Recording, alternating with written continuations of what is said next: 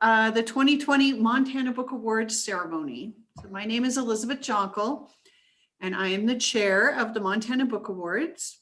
And this ceremony would normally have taken place live as part of the Montana Library Association's annual conference, but due to circumstances we are all familiar with, we're not able to do that. But MLA has kindly offered us this venue to have the event, at least in a virtual festival. And, you know, doesn't replace getting to meet everybody and see everybody's faces, but I don't know, we had to do this last year as well. So 1 year of practice, I think we're in pretty good shape. At least we know the score now. So first, I'll just give a little bit of background. So the Montana Book Awards first came into existence in 2001 when the Friends of Missoula Public Library recognized that Montana is home to a large number of astounding writers. And they decided that Montana needed a book award in order to recognize the state's literary and artistic excellence and honor some of those writers each year, so as to bring attention not only to their work and their craft, but also to attract readers and promote the great literature of Montana. So every year for the last 20 years, the Montana Book Award has bestowed its annual award and honor awards in recognition of outstanding Montana publications. And the conditions for nomination can be found on our website, what the stipulations are. So if you guys know of any good books or collections that are coming out for 2021, now's the time to submit your nominations. And anyone is invited to submit a nomination for consideration. So once the nominations are received, a hardworking and dedicated committee of readers representing geographic distribution throughout Montana read the works so as to select the winners. And this year's committee members, some of them are here with us. I can see your faces, so that's great. Thank you so much for coming today. This year's committee members were Amanda Allpress of Missoula, Gloria Beam of Chester, Marge Doyle of Missoula, Della Doobie, did I say that right, Della? Of Helena, Hannah Munt of Bozeman, Kim Seamson of Glendive, Debbie Stewart of Great Falls, Gavin Wolcher of Billings, and Starla Rice of Hot Springs. And as the nominations are received throughout the year, committee members read in preparation for the end of year selection meeting. And there they have a very lively discussion and debate the results in selection of a winner. And I asked Della if she would come here today and maybe just briefly say a little bit about the committee, because these are the people who do all the hard lifting, not me. Hi, can you hear me? We can. Oh, wonderful. As a representative of the award committee, I would first like to say thank you to the Friends of the Missoula Public Library for developing this much needed award. It is an honor to serve on the award committee and read the wonderful writing composed each year in our high, wide, and handsome state. That being said, it is also a big 4-year commitment. The committee members read 20+ books a year in preparation for selection. The discussions that ensue in selecting the best works and the honor we are able to bestow for superb writing make it more than worth the effort. We trust that the cream will rise to the top, and it always does. We rarely get our personal preferences in the order we want them, but the consensus we come to effectively reflects the broad readership we represent. The Montana Book Award is near and dear to my heart. I served on the committee from 2005 to 2008 and came back on board in 2019. I have 2 more glorious years to go and lots more books to read.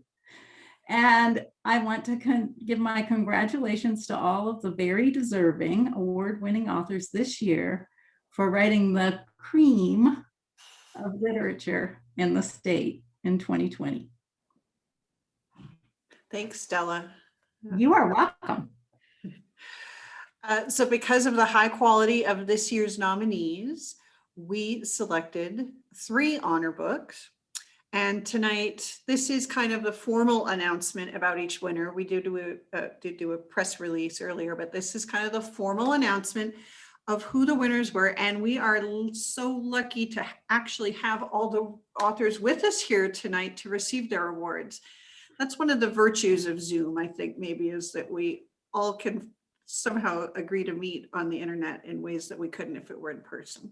But so we will hear from each author as the announcements are made. We also have present with us today Mara, who is with Fact and Fiction. And Mara is the one who selects and sponsors the art piece, which is chosen for each year's award winner. So I'm going to let Mara talk about that for just a second. Hi, everyone. So I'm Mara from Fact and Fiction, and we have sponsored the Montana Book Award for, I think, its entirety. And what we do is we pick and sponsor the award for the winner of the book award, which is a piece of art somehow Montana or locally made that relates to the book or the book's themes. This year, I'm still working on it, so I can't tell you what it's going to be yet. If you, of course, I can say COVID, but there's also, if you didn't know, I just bought Fact and Fiction, so the past few weeks have been a roller coaster, but we're working on it. I promise it'll be beautiful. I don't think in the years of the book award, we haven't had an amazing piece of art for each winner, so it's coming. The other thing we do here at Fact and Fiction in support of the award is we urge people to nominate. As booksellers, we know when books are coming out a lot earlier than general public, and I contact publicists and authors in general and ask them to nominate and encourage all our great Montana authors to nominate their books. And every year, I bear witness to what a hard decision it is for the readers. I am usually the facilitator of those conversations, and it's a real privilege to see how enthusiastic and passionate people can be about what they've read. And every year is a great discussion. So I'm going to start with our 3 honor books. So the award for each honor book is a framed woodcut of the Montana Book Award logo, which was printed and designed by artist Claire Emery. Each framed woodcut has a placard indicating the author, the award-winning title, and the year of receipt. So in no particular order, I will start with The Blaze by Chad Dundas, published by G.P. Putnam's Sons Press. So committee member Hannah Munt offered the following explanation as to why The Blaze was one of her top choices for the Montana Book Award. The Blaze follows a war veteran recently returned home with memory loss. Missoula is a different town than he can remember, and the people he used to know remember him differently too. His father, recently deceased, hasn't spoken to him in years after being so close. The problem is that he can't remember what it was that caused him to change from a lively and successful teen to a troublemaker who needed an out through military service. As he connects with his high school girlfriend, teacher, and other locals, he becomes involved in another mystery that might uncover the answer to his troubled high school years, a house fire that leads to the death of a promising student. Chad Dundas provides his readers with a slow burn that lets his characters reflect on who they once were and who they might become. With limited access to his own memories, the main character struggles to put a clear idea of who he is and what this means to his friends and family, along with providing us with missing details to the broader investigation and the present thread of the story. The committee chose The Blaze as an honorary selection because of its portrayal of contemporary life in the western part of the state, the author's storytelling expertise, and the book's illustration of memory loss and how these lost fragments are felt throughout a community. This title rose to the top of this year's superb fiction submissions. Committee member Marge Doyle said about The Blaze, that the author's descriptive language is spellbinding. For example, they passed a row of dilapidated trailers where the faint tinkling of music trickled from a broken window, fences weaved like drunks. This immerses the reader within the story, drawing them through every twist and turn. The characters are very well drawn and complex, the setting easy to follow, the emotions well timed. And committee member Debbie Stewart reiterated Marge's enthusiasm for The Blaze, saying, "It reminded me of time-lapse photography, like when a picture is out of focus and then the camera is panned in to show detail. That is how the story went, blurry in the beginning and then clarity as the novel progressed." So please join me in congratulating Chad Dundas as he virtually accepts this award as part of the 2020 Montana Book Awards. I'm going to try to hold this up. Can you all see this? So Chad, I will get this to you. I believe you actually live in my neighborhood, so it might be very easy for me to get this to you. But would you like to say something? That's amazing. Thanks, Elizabeth. You guys are making me blush saying all those nice things about the book. This is a lot of pressure because while we were sitting in the waiting room, Gretchen emailed me and wanted me to promise not to give away the end of The Blaze during my talk. So I have to try not to blurt out who the murderer is as we go along here. But obviously I wanted to say thanks to everyone involved with the Montana Book Award for including The Blaze along with the other honor recipients this year. It's exciting and also humbling to be mentioned alongside such a talented group of authors as Gretchen and Mark and Tom. And certainly congratulations to them as well for being recognized for all of their amazing work. I think that we're so lucky in Montana to continue to have such an unbelievably talented group of people working to carry on the already long literary legacy of the state. And so for me to contribute to that, even in some small way, really is a dream come true. And as I told Elizabeth when she called me to tell me that The Blaze had been selected as an honor book this year, it's a double-edged sword to set a book in your hometown and indeed in the very neighborhood where you still live today, because on one hand, everything that you need to write the thing is right outside your door every day. But on the other hand, you really, really, really don't want to screw it up. You don't want to get your hometown or your home state wrong in your book. So to get an acknowledgement from people and readers in Montana that the book has been included on the list for this year's award, hopefully it means I didn't screw it up too bad. So thanks everyone for not only taking the time to read all of the nominees and then select these winners, but also for acknowledging The Blaze. It really means a lot to me. Truly it does.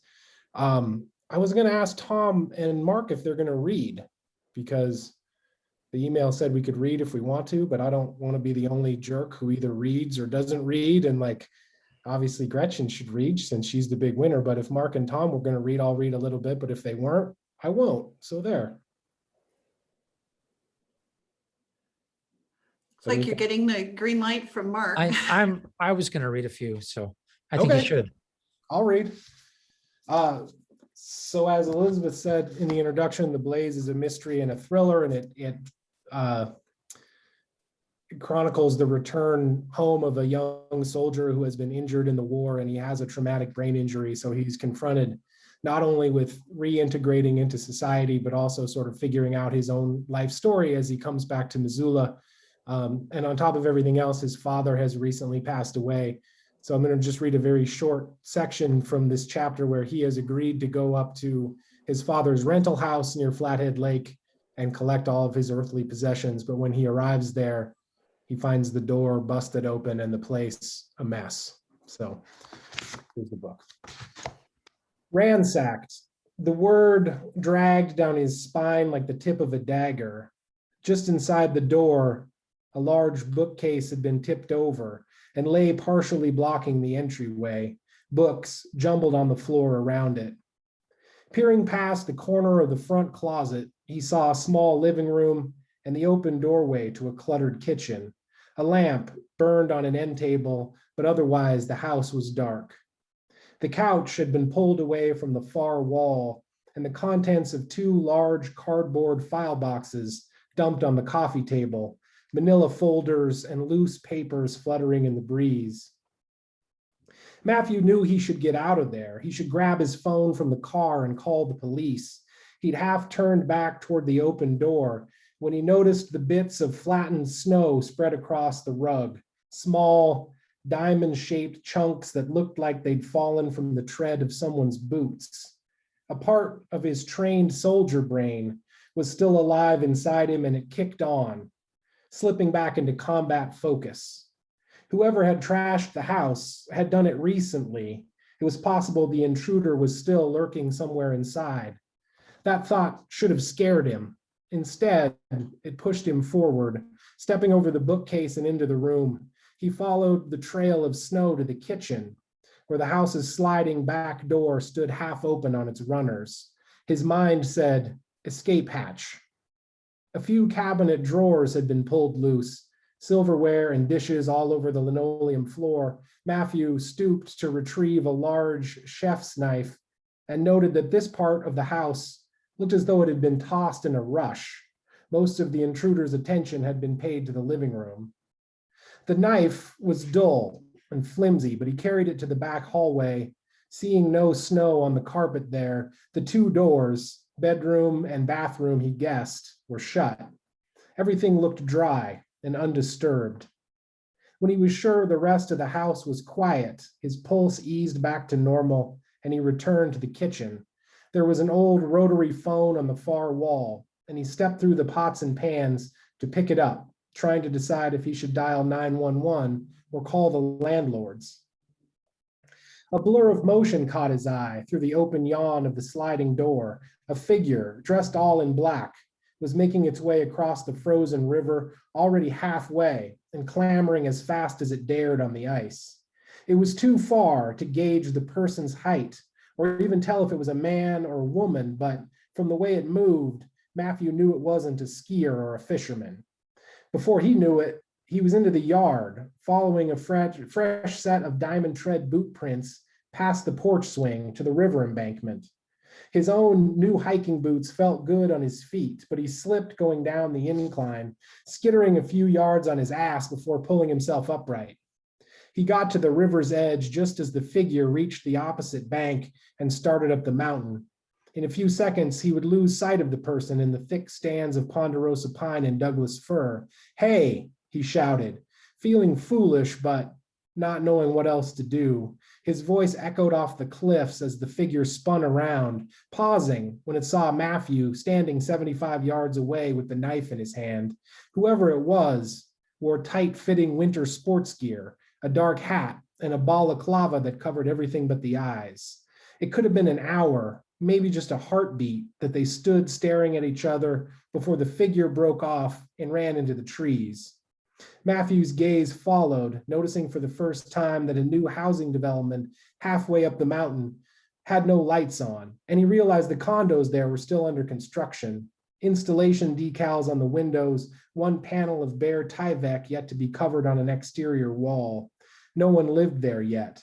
After the short climb from the riverbank, the figure could cut through the complex's parking lot to the highway without anyone seeing. There might be someone waiting there, or a car stashed on the turnoff from the main road. The rational part of Matthew's brain knew he couldn't catch the intruder now that they were gone from view. Still, he started out onto the ice, cupping his hands to his lips as if he might call out again. He'd taken 2 experimental steps before he realized he'd made a mistake. The ice here was covered by a layer of slush that had begun to eat away at it. If he'd looked first, or tested it with his weight, he would have noticed it was thin and lighter in color than on the rest of the river. But in his rush, he stepped out thoughtlessly, not seeing he'd chosen the wrong place until it gave way beneath him like a trap door. Thank you. Thanks, everybody. Wow, thank you. I can't wait to read your book, Chad. I've got it on my giant stack of books that I'm going to read, but I made it all the really way look through forward without- to without hearing saying his about my own name. neighborhood too. Yes. So our second honor title is Life List by Marc Baudin. Am I saying that right? Is it Baudin? That's actually better than my family pronounces it. So Oh, perfect. well, I lived in French Canada for a while, so I can't help but pronounce Yeah. it the way they might have. So, and this is published by River Feet Press. And it was described as personal and yet revealing of a unity with nature that many Montanans experience. This collection migrates across a spectrum of emotion and delights the mind and the senses.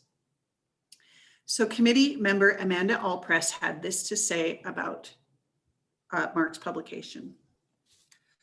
What is the soul, if not the sum of the flights of 1,000 birds? This collection is a beautifully crafted book of poetry for any nature lover, but also for the eco-socially and politically aware. Each poem in this collection is an emotional, inspirational trip, and at the last lines of many of the poems, I found myself exclaiming, yes. Marc puts together these beautiful words and creates this wondrous imagery, and then yanks the rug out from under your feet with lines like, the pelicans paint themselves across the marbled sky, yet somehow, somewhere, we are still bombing children. The collection spoke to me as a bird lover, as a Montanan, and most importantly, a socially aware yet disgruntled citizen of this world. Another committee member commented that the book was most striking to me because of its excellent illustrations to these poems, which are loosely based on birds from ecosystems around the world. The poems are meaningful, easy to read and understand, and matched with the excellent illustrations, this made for a very satisfying read. So please join me in congratulating Marc as he accepts this award as part of the 2020 Montana Book Awards. So I'll just slide it into the drive there. Yeah. Right. Oh, thank you so much. What an incredible gift this is. To be recognized among, a state that really does have just an incredible literary tradition, and the literary community here is so strong and so vibrant. So to be, recognized as part of that is really fantastic. I mean, even just the first time I was included in an anthology that was anthology of Montana writers, and I thought, oh, I am now officially, because it's in print, a Montana writer, and that that was a huge honor. But also, to be honored by librarians is about the coolest thing.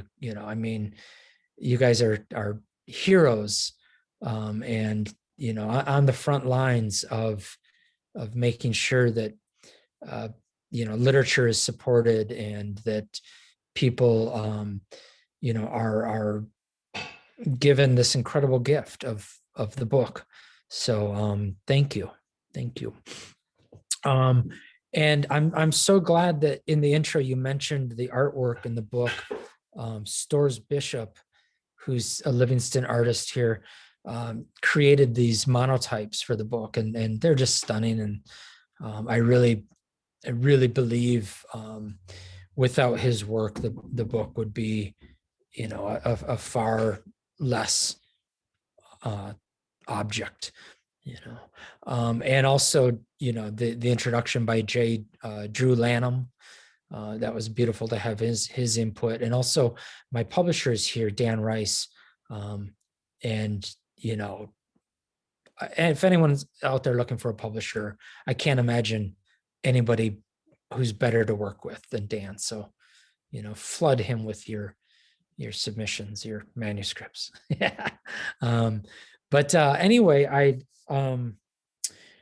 I'm really happy that this is the book that I get to talk about today, because I feel of anything I've written, it's the one that's the most Montana-esque, even though the poems take place, a lot of them in Montana, but a lot of them, just throughout the West, throughout the Eastern United States, Mexico, Central America, and one section takes place in Europe. I feel like the what's behind all the poems is a very Montana sentiment, in that a connection to the earth is the most important thing that's going on in this book. All the poems aren't necessarily nature poems, but all of them have a connection to the earth, and not just what we should be doing for the earth, but what the earth does for us, and how without wild spaces, we could never be the people we are. And I feel like that is a Montana value, in a very Montana way of understanding the world. So I'm glad to be a small part of that. So I thought I'd read just a few of the poems that all of these poems that I selected take place in Montana. So just to kind of connect with that. And the first one I thought I would read is one that actually Dan Rice included in a River Feet Press anthology a couple of years ago, or a few years ago, I'm not sure. And so I thought that was a good one to start with. It's called Seuss Creek Symphony. Dancing over stones with 7 sounds resounding over the bleached bone of a fallen sapling. Arpeggio of water, unbridled laughter, flash of grouse fire, drum thunder from the brush. To read the calligraphy of moss laced across the wet rock beneath my boots is a beginning also when these waters wash all thought away, cacophonating through the valley, past bowing spruces, bear tracks in the perfumed mud, the lowing of evening cows, past the red barn where our goats settle into corners of straw, the curve in the road where a rabbit lies in the tall grass, a dead eye to the sinking sun, past 1,000 small yellow memories that fall like cottonwood leaves, paper thin and fading down to the hush of the Yellowstone. And this is a couple of years ago, a few years ago, whenever it was, we hiked up to Sperry Chalet and Sperry Glacier. A short time after that, the wildfire that came through and destroyed the chalet that has since been rebuilt. But this one kind of deals with that, and it's obviously a climate poem, as we say. It's called Glacier Park Toponymy. Ghost moon haunts a midday sky as we hike through firework explosions of bear grass and riotous bloom. I stagger along on 4 legs, skeletal skewers of hiking poles clacking amid the rocks, like some half-formed insect with more eyes than I ever wanted. Our climb began near dawn after 2 days gathering huckleberries and paddling past a family of mergansers, looking like they'd just get out of bed without combing their hair as we allowed clock time to fade away. One should always climb a mountain at its pace rather than that of the city. After climbing 5,000 feet, we will stand breathless, wide-eyed on the expanse of Sperry Glacier, or rather, what's left of it, as the glaciers of Glacier are receding like the light in the eyes of every mountain goat we pass. The century-old chalet where we slept will be consumed by wildfire just weeks later. The glaciers will be completely gone in 15 years, and we'll have to rename this place we could have acted National Park. So, in case you're wondering, the we in that poem is myself and my wife, Lisa, who you see walking back and forth. I'm at Elk River Books and Wheatgrass Gifts right now. So getting ready to go have my birthday dinner at Glenn's as soon as we're done here. Anyway, Is it your I get in trouble. birthday? Today's my birthday, yes. Oh my God. Yeah, thank you. And you know what a great way to spend it, I think. This next poem, I was invited by the Yak Valley Forest Council to go up to the Yak. Rick Bass invited me to go up there, and in his words, just hang out, be inspired, and write some poetry. So I did that, and kind of in support of the Yak Valley Forest Council, wrote this poem. And it's also really in support of Save the Yellowstone Grizzly, another organization here locally. Unfortunately, the title is 25 Bears. And when I wrote it, that referred to the fact that there were only 25 grizzlies left in the Yak Kootenai forest. Unfortunately, that number has dropped since I wrote this poem. It's lower. And for no reason. Somebody just killed bears because they could. Anyway, 25 bears. The promise of flycatchers hidden in the deep wood, tease of song from the shadows, the diamond light of water breaking into river's breath against the faces of rock, the caress of cedared wind and undulations of fir trees, standing room only on a west-facing slope. The scant clouds pawing their way across the sky blue sky that is nothing but sky blue. The taste of this coffee on the cabin's deck high above the voicings of the Yak River and all the rest of it, made richer by the fact of those remaining 25 grizzlies. Somewhere out there, living their perfect Ursine lives. Without them, colors fade to sepia, sounds to a distant tin, and we lose some part of ourselves, impossible to describe to future generations, who will grow old believing that the natural shape of their soul is to have a cold, dark nothing lodged at its center, a hole the size of a bear track in the spring mud. And then I thought I should finish with something a little brighter, a very, very short one. But maybe just a reminder of how amazing and beautiful this place is that we call home. We're lucky enough to call home, and a reminder to get out there. Something I need to remind myself of far more often than I do. And so I'll end with that. But I do want to say before I go, congratulations, Mara. I can't wait to come back to Fact and Fiction and have you. I mean, you've been there for a long time, but to be the owner, that's so exciting. So congratulations. This is called After the Storm. Tinder bundles of clouds set ablaze by last flare of the setting sun. Tall grasses still lost in their dervish dance. Meadowlarks note by note, returning to their evening song. And my face and shoulders wet from being too alive to go indoors. Thank you so much. Thank you, Mark, and happy birthday. Thank you. So now our third honor winner is regarding willingness. I have to say, I keep wanting to call it regarding wilderness, and I stumble over that every time. But regarding willingness by Tom Harpole, published as well by River Feet Press. So committee member Debbie Stewart had this to say about Harpole's collection of essays. I would describe Tom Harpole as a wordsmith.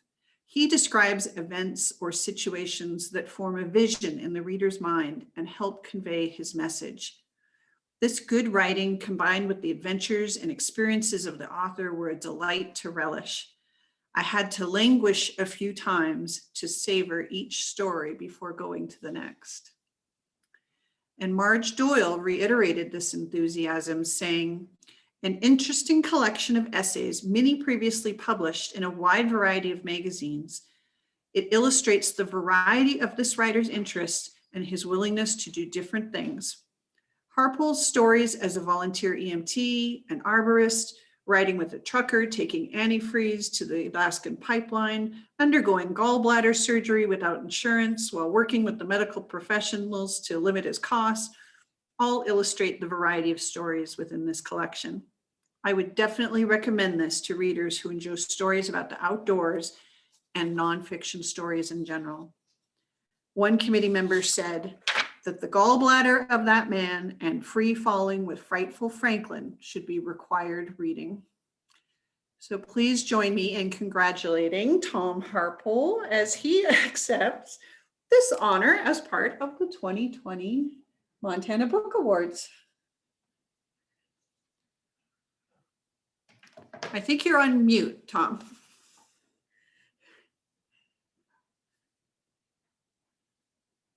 You're still on mute.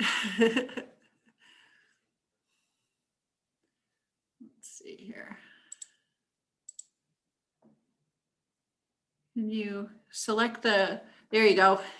Can you hear me? No, now we can hear you. No. Yep, we can hear you. Oh, Yes. Okay, great. Oh, Elizabeth, thanks so much. I just have to ask who can hear me and who's not can hear this, or so can people respond if I ask questions? Well, most of them are muted right now, so you can Oh, have the okay. floor. Okay, yeah, I'm just not very familiar with this this stuff. But I just want to say thanks to everyone involved in this, and boy, to be on the same, wavelength as Mark and Chad, and it's kind of a huge surprise to me that all this took place. Dan Rice at River Feet Press has had this, I don't know, he's been very particular and careful about what he published. And here he is with me and Mark getting this thing, having this happen tonight. It's pretty amazing to me that he's been that careful about who he's publishing. I didn't think my stuff was that good, or not this good. But all right, so now I have a big picture of Della Doobie here. What's up with that? Can you guys hear me still? Yes, we can Yes. still all hear you. Oh, okay, yeah. What do you mean, what's up with that, Tom? Okay, I've so, read your writing for years. I think you're wonderful. but I've only had electricity for about 6 years. And so this stuff is still kind of hard for me to assimilate in a way. But so what I was hoping to get around to tonight is just, I never started writing until I was writing for a living until I was 40 years old. I spent 20 years horse logging and fallen timber here and up in Southeast Alaska in different places. But I always had, in the wall tents I was kind of hanging out in, or teepees, I always had a box of books around me. And it was always because I think my mom encouraged me she let me know that she admired my way with words, basically. It was, I don't think I had much choice in all this as far as getting out here and writing for a living. I was encouraged real early in this whole family situation to express yourself, right? Do it. She always that was the one thing she always let me know I could do. And so after all those years of logging, I finally got banged up too much to keep doing that and started writing. And one of the things I kind of wonder about is how many folks here knew from the get-go that you could succeed at writing. Chad or Mark, can you guys hear me okay? Can you respond? Well, Tom, I grew up in a family that sounds like it might have been a little bit like yours, because I had Yeah. parents that always encouraged me to write, and I had, you know, an uncle who was a journalist, and a couple of aunts who were both writers, and so I was pretty privileged not only to be surrounded by writers growing up, but also just to even know that that was a thing you could do, right? It seemed normal to me that that people would do that for a living.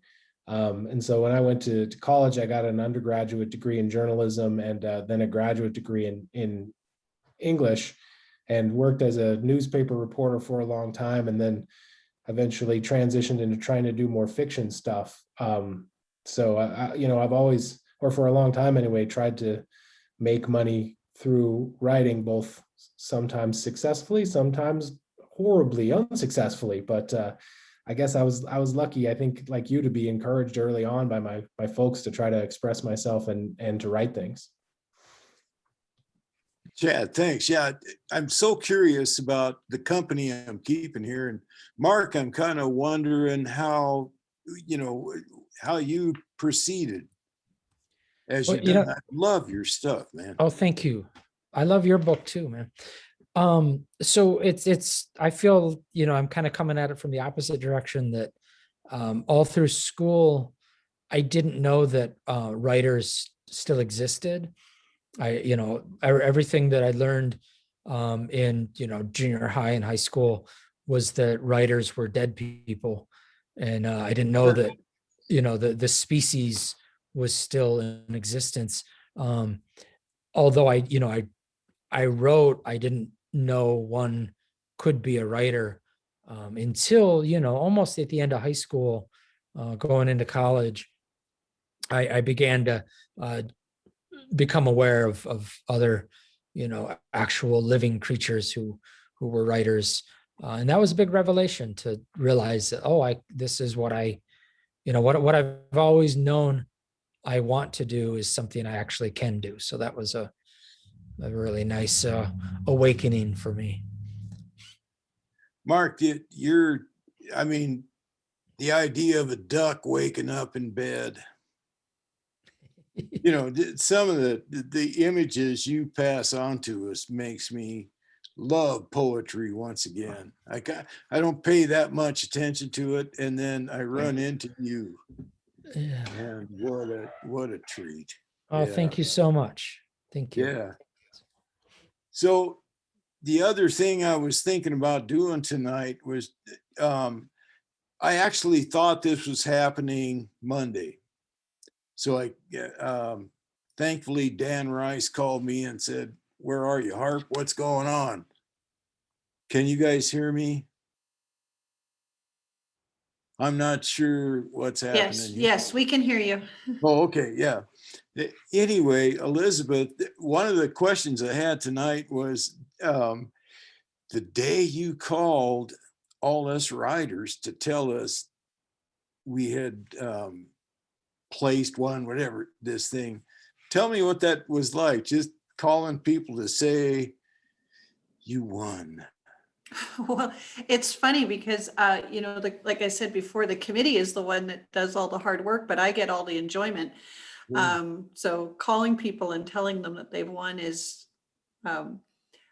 something that I really look forward to. Oh my and- gosh, what a day. Yeah, and most people are very, very happy to hear that it's me on the phone, because why else would I be calling? Yeah. And so I didn't know that Dan Rice had put my book out there for this. So you called, I had no idea what was going on, who you were, or what this meant. And it's starting to sink in by now.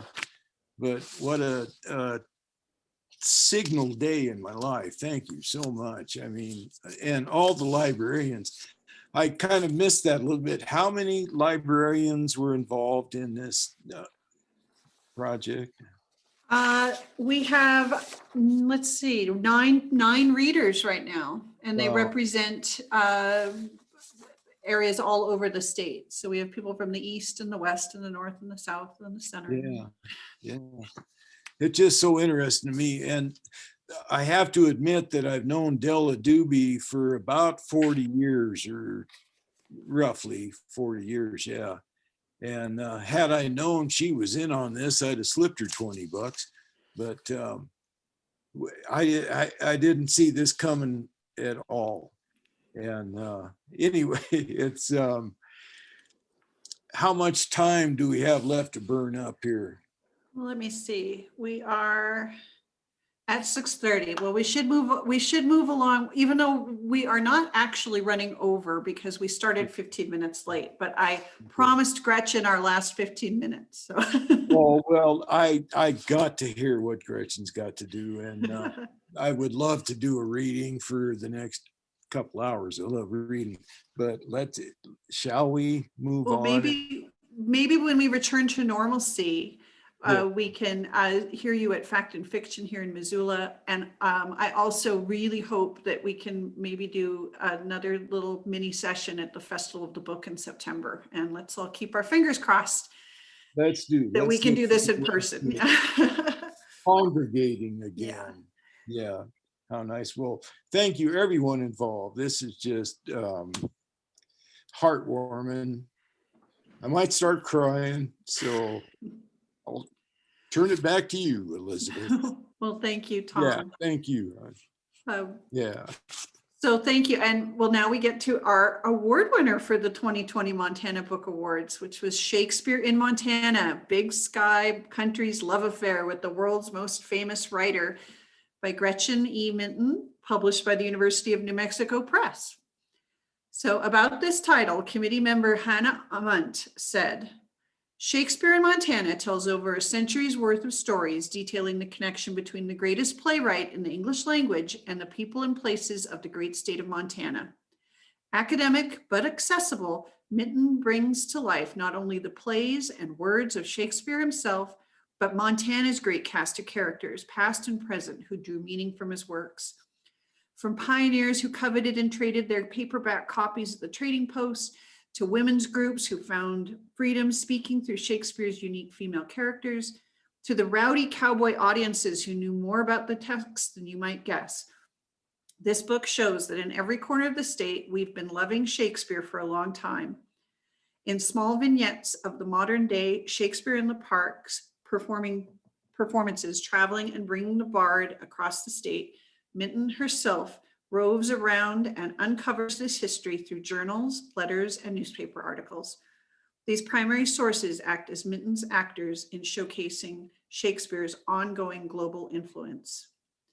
And Debbie Stewart said, I had no idea of the connection between Shakespeare and Montana.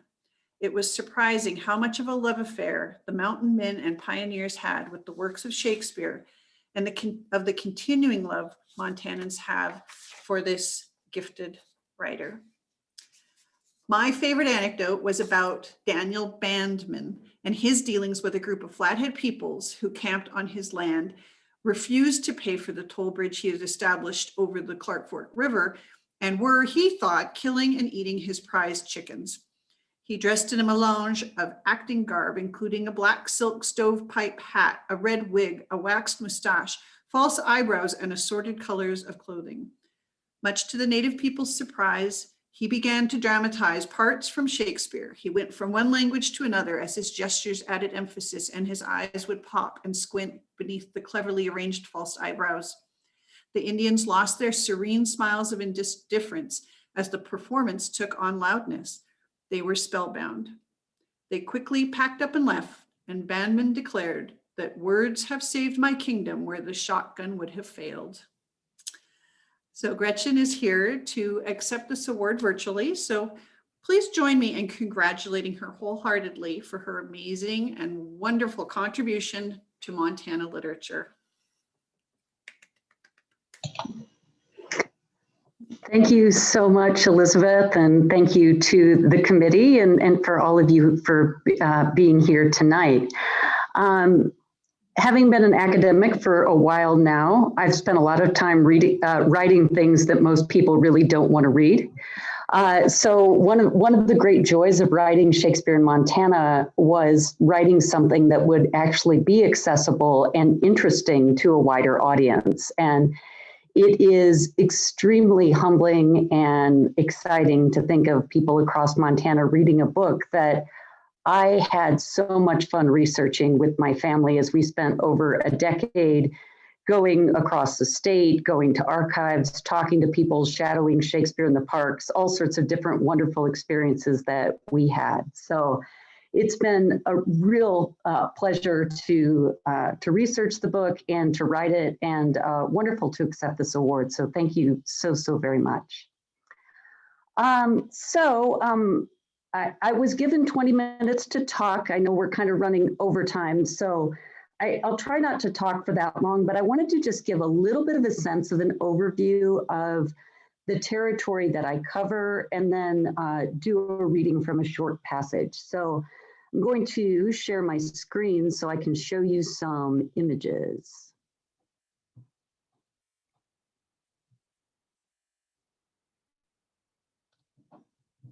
Okay, can you all see that screen okay? All right. So one of the things that I found fascinating is a few years ago, I stumbled on a book called State by State, A Panoramic Portrait of America. And you see the map that accompanied this book attempted to epitomize each state by an icon that really got to the core of what would represent this state. I absolutely loved finding that of all things, it was Shakespeare that was included on the map of Montana. So I have a lot of theories about how this came to be. The authors of the book actually equate the popularity of Shakespeare in Montana with Shakespeare in the Parks. Now, I'm sure that all of you are very familiar with Montana and Shakespeare in the Parks, which has a history of nearly 50 years now of bringing Shakespeare across the state. It's a beloved cultural institution. I'm fortunate to be able to work with the company quite often. What I found in my research, though, is that Shakespeare in the Parks is not the cause of Montana fascination with Shakespeare, but instead really a natural continuation of a story that started much earlier.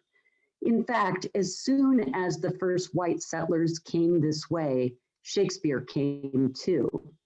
So there are myriad anecdotes about mountain men such as Osborne Russell, Joe Meek, Jim Bridger, who brought Shakespeare with them in their saddlebags and loved the stories that Shakespeare provided. Jim Bridger was even illiterate, but he still loved to have Shakespeare read to him. So next to the King James Bible, the works of Shakespeare really was the most popular book on the frontier. This also came up with Granville Stewart, early pioneer who traveled a long distance on horseback with his brother just to acquire a Shakespeare volume. It was a volume, among others, that he shared with cowpunchers in eastern Montana, and these cowboys could not get enough of Shakespeare. When Montana Territory was settled because of the gold rush in Bannock and then Virginia City, with the settlement came the quick construction of theaters and then itinerant actors. So there were actors such as Jack Langrish and his company that came and performed nightly for rowdy audiences in Virginia City. These audiences, though, were incredibly learned. They were excited to have Shakespeare. They expressed a lot of opinions about what would constitute a good versus bad performance of Othello, for instance. There were many books in Virginia City at the time as well. Thomas Dimmesdale's Vigilantes of Montana begins with an epigraph by Shakespeare in most every chapter. Mary Sheehan Ronan talked about how her parents' frontier cabin featured a book by Shakespeare, and we uncovered an 1802 edition of Shakespeare when we were looking in the archives of Virginia City. At the end of the 19th and the beginning of the 20th century, women's reading groups flourished in Montana in really about every settlement. These women's reading groups were almost entirely, at first anyway, focused on Shakespeare. They had detailed courses of study. lectures, and performances, both inside and outside, as they marched systematically through Shakespeare's entire canon. These women, though, were not just doing it to be educated or elite. They also wanted to figure out how Shakespeare connected to their own issues, in particular, the issue of women's suffrage. So if you look at the minutes books of women's reading groups at the beginning of the 20th century, there was often an attempt to connect what Shakespeare said about women, what his strong female characters said, to issues that had to do with equality for women and women's suffrage. This was also true with African American women's reading groups, who were also reading Shakespeare and thinking about what his words could offer them in terms of the fight for equality. I mentioned before a little bit about cowboys, but I particularly have always loved the anecdote of an anonymous cowboy who first read Julius Caesar and said, "Gosh, that fellow Shakespeare could sure spill the real stuff. He's the only poet I ever seen what was fed on raw meat." This tradition of cowboy poetry and their love affair with Shakespeare continues with modern cowboy poets such as Wallace McCrae. Most of us first encounter Shakespeare in school or think about Shakespeare's role in educational curricula. This is certainly something that was true in Montana from its very early days.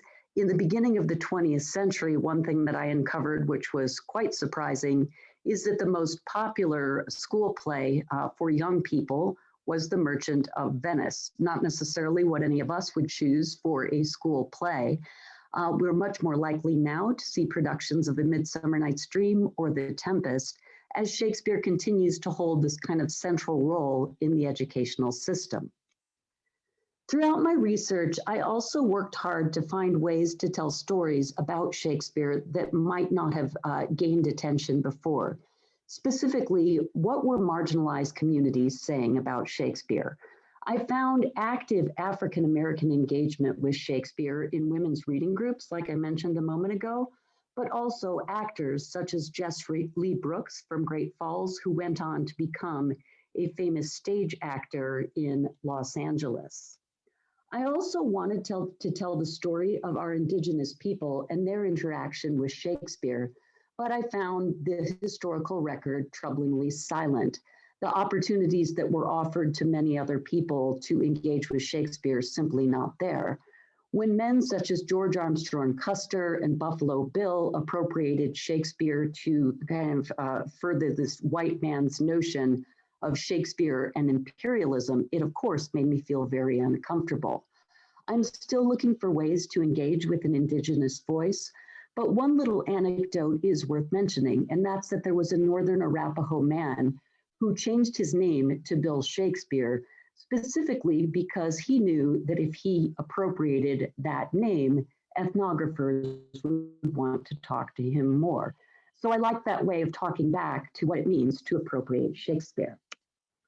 So in addition to the large chapters that I have throughout this book, I also have what I call interchapters that tell smaller collections of anecdotes about people engaging with Shakespeare in and around our great state.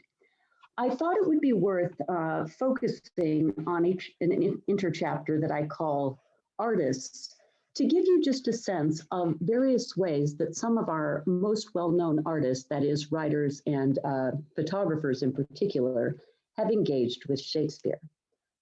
Montana artists, whether novelists, poets, painters, or photographers, are frequently haunted by the grandeur of the landscape, but equally by the smallest elements of nature that constitute the majesty of larger visions.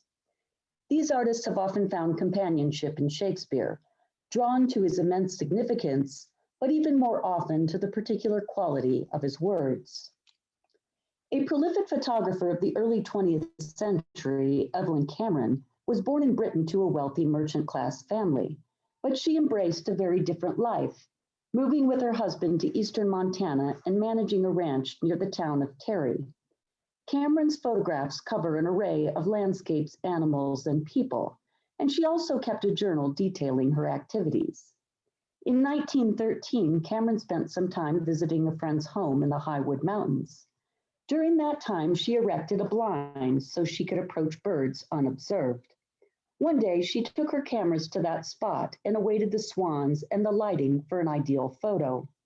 She wrote in her diary that to pass the time during the excursion, she read the entirety of The Merchant of Venice. This casual record of her activity on one February day is one of many examples that show Cameron's regular reading of Shakespeare. But this particular experience is especially appropriate, for the connection between Montana's swans and the Swan of Avon was clearly on her mind.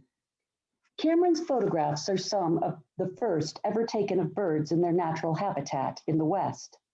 She is even more well known, however, for the way that she captured the realities of frontier life, the everyday activities of the men and women set against the background of eastern Montana landscape.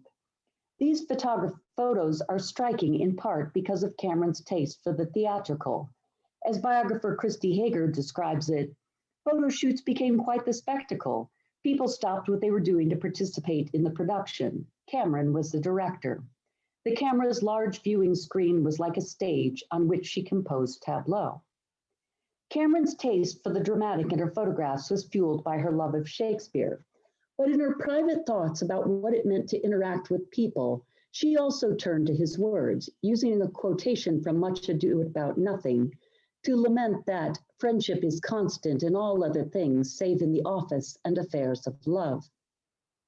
The interpersonal catalyst for this entry is lost to us, but whatever the situation, Cameron found Shakespeare an insightful companion, whether she wanted to consider nature or humanity. The physical presence of Shakespearean books in Cameron's eastern Montana landscapes is a recurring motif. The desire to capture the natural environment has become a defining feature of Montana's visual arts, from the elaborate paintings and murals of Charlie Russell to the ranching photographs of Evelyn Cameron. The same investment in the landscape infuses the work of writers, as can be seen from the memoirs about growing up in rural Montana, such as Ivan Doig's This House of Sky, and Mary Clairmont Blue's All But the Waltz. I should also say here that Ivan Doig's novel, Sweet Thunder, takes its title from Shakespeare's Midsummer Night's Dream. And another much more recent book, The Weight of an Infinite Sky, which I read after having finished my book, is set in Montana, but is a retelling of the Hamlet story. Doig's array of novels has placed him as one of the most widely recognized Montana authors, largely because of his memorable writing about the elusive place called the West. But for Doig, language came before place. He wrote, "I don't think of myself as a Western writer. To me, language, the substance on the page, that poetry under the prose, is the ultimate region, the true home for a writer." In this respect, Doig is similar to Norman Maclean, whose novella A River Runs Through It fosters a fascination and romanticizing of fly fishing in Western Montana's magnificent rivers. Maclean's upbringing was accompanied by a strict attention to the rhythms of life, in nature, in theology, and in poetry. Fly fishing casts were taught with a metronome, theology with a catechism, and poetry with scansion. In this last department, it was Norman's mother who played the most important part. In his short story, USFS 1919, Maclean recalls that his high school teacher had wanted them to write sonnets, but he wasn't able to do it. He begged his mother for help, and she sat with him at the table. Maclean writes, "With Milton or Shakespeare between us, I held her left hand, and with her right hand, she would beat out the accented syllables. Then we would write lines of our own iambic pentameter, and our blank verse, unlike Milton's or Shakespeare's, never had any little odds or ends left over." Maclean narrates this touching story of learning how to scan poetry with his mother against a decidedly more sordid background. He thinks of iambic meter because he has awoken in a brothel with alarmingly thin walls and hears the people next door screaming at one another. He is struck by the rhythms of the woman's language, how "you lousy bastard" and "you are as crooked as a tub of guts" are iambic, natural like Shakespeare's language, rather than forced as his own attempts at writing poetry had been. At the end of his story, Maclean laments because this was the last time he crossed the Bitterroot, and everything passed away, except perhaps the words and some poetry. Maclean's own attention to poetry in his writing is not surprising, for he spent more than 30 years teaching Shakespeare and the Romantic poets at the University of Chicago. It was here that former Supreme Court Justice Paul Stevens took Maclean's courses. Stevens later remarked that the best way to prepare for law is to take Shakespeare from Norman Maclean. Maclean's approach was decidedly technical. He spent an entire class period discussing the opening line of Hamlet, "Who's there?" Maclean found that the greatness of Shakespeare was inseparable from writing itself. "Every year I said to myself," he wrote, "you better teach this bastard so you don't forget what great writing is like." Such particularized approach is evident in the article that Maclean wrote about Shakespeare, entitled Episode, Scene, Speech, and Word, The Madness of Lear. Proceeding through diction and grammar, Maclean eventually reads the essence of this tragedy, its pity and fear within the rhythms of Shakespearean language itself. Whether Maclean was looking at fly fishing, smoke jumping, or literature, it was the craft that interested him most. How appropriate it is that a writer who has come to epitomize Montana as the last best place saw the language of Shakespeare as the most striking place of all. When it comes to the American West, sometimes it is difficult to know where poetry ends and nature begins. This was something that the naturalist and father of the conservationist movement in the West, John Muir, also understood quite well. During his boyhood in Scotland, Muir was raised on the Bible, Robert Burns, and Shakespeare, and the words of these writers reinforced his nature writings.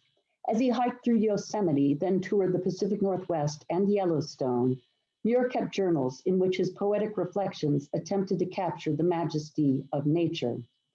Like Cameron, he loved to read while doing his work outside. Thus, he wrote of luxuriating in Shakespeare while tending sheep. He was attuned to some of Shakespeare's favorite metaphors, such as the Book of Nature from Antony and Cleopatra, and This Earth of Majesty, This Seat of Mars from Richard II. Perhaps his favorite Shakespearean quotation, though, was from Troilus and Cressida, "One touch of nature makes the whole world kin." For the ecological interdependency of natural and human environments is the foundation of Muir's writings and beliefs. Musing about an encounter he had with the animal world in the High Sierra, he wrote that he was eager to meet all of the mountain animals, many of whom introduced themselves willingly. Though, wrote Muir, in my first interview with the Sierra bear, we were frightened and embarrassed, both of us. But the bear's behavior was better than mine. Of another meeting with a bear, Muir wrote, I was afraid to run lest he should be encouraged to pursue me. Therefore, I held my ground, staring him in the face with a dozen yards or so, putting on as bold a look as I could. With his love of Shakespeare as well as nature, it is difficult not to see in the background of such a statement an awareness of the Winter's Tale's famous stage direction, Exit, pursued by a bear. Half a century later, and much closer to Montana, the British poet laureate Ted Hughes also thought of Shakespeare when he encountered a bear. Hughes's poem, The 59th Bear, describes an experience in Yellowstone National Park when he and Sylvia Plath traveled there in 1959. He wrote that a bear broke into their car. He'd leaned in and on claw hooks lifted out our larder. He'd left matted hairs. I glued them in my Shakespeare. That was our 59th bear. I saw well enough the peril that seesaws opposite a curious impulse. What slight flicker in a beast's brain electrifies tonnage and turns life to paper. Gluing a bear's fur into a copy of Shakespeare. What a perfect example of Western material becoming part of the Shakespeare story. Whether photographers, painters, or writers, many artists in the Northern Rockies have given expression to the delicate interplay between nature and civilization by bringing Shakespeare along with them. The resulting artistic expressions are invariably like Hughes's palimpsest, a Shakespeare changed by the texture of the West.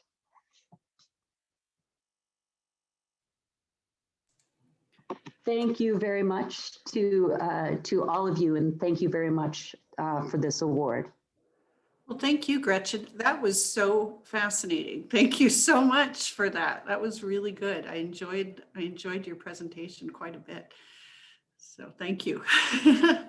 And congratulations. Well-deserved winner. Well, that is the extent of our ceremony tonight. I wish that I was able to show you, Gretchen, what your actual prize would look like, but we will just save that for another special occasion.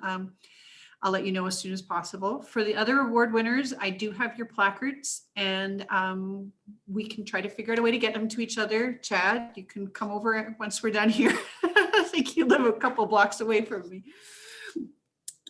So we're now proceeding with the 2021 awards selection, and our committee members are already receiving books and starting to read. We will be having a new committee member join us in this year as we are saying goodbye to Marge Doyle. She has been a very loyal and dedicated and serious reader of the committee for the last 4 years. So it's with great sadness that we say goodbye to Marge. But I am so glad that we were able to have all of the authors here today. I think, you know, say what you will about Zoom.